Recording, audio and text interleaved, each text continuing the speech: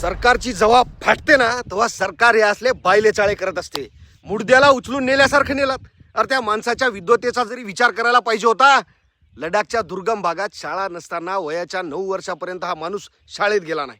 मात्र त्याला घरीच त्याच्या मायनं शिकून शिक्षणाविषयी त्याची गोडी निर्माण केली. पुढे जाऊन NIT सारख्या नामांकित संस्थेतून B.Tech मेकॅनिकल इंजिनिअरिंग पूर्ण केलं. पुढे फ्रान्समध्ये जाऊन पुढचं उच्च शिक्षण घेतलं. असा हा उच्च शिक्षित माणूस देशाची शिक्षण व्यवस्था सुधारावी म्हणून उपोषणाला बसला होता. त्याला एका चायवाल्याच्या ऑर्डरनं तुम्ही उचललात. चहावाल्यानं चहाचं दुकानच चालवायचं असतं. देश चालवायला घेतला की असं होते. बायको लेकरं सांभाळायची अवकात नाही, तुम्ही देश दिला हातात. अरे फुकणीच्यानो, शिक्षण हे आपली बेसिक गरज आहे.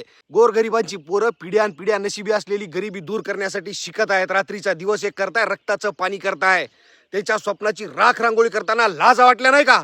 रस्त्यात खड्डे, पुलाला भगदाड, मिसिंग लिंकवर धबधबा, पेट्रोलमध्ये इथेनॉल, EVM, आमदार खासदार तुमची काय आय घालायची तिकडे घाला ना.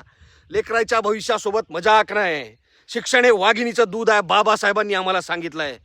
लय मस्ती केली ना तर खुर्चीत गांड ठेवायला गांड जागेवर राहणार नाही. आंदोलकांवर लाठीचार्ज केल्यास आम्ही कसा कंड जिरवत असतो ते तुझ्या महाराष्ट्रातल्या पोचलेल्या कुत्र्याला विचार. करारा जवाब मिलेगा. 20 जुलै संसद, मी येतोय. सरफरोशी की तमन्ना अब हमारे दिल में है, देखना है जोर कितना बाजू एक कातिल में है.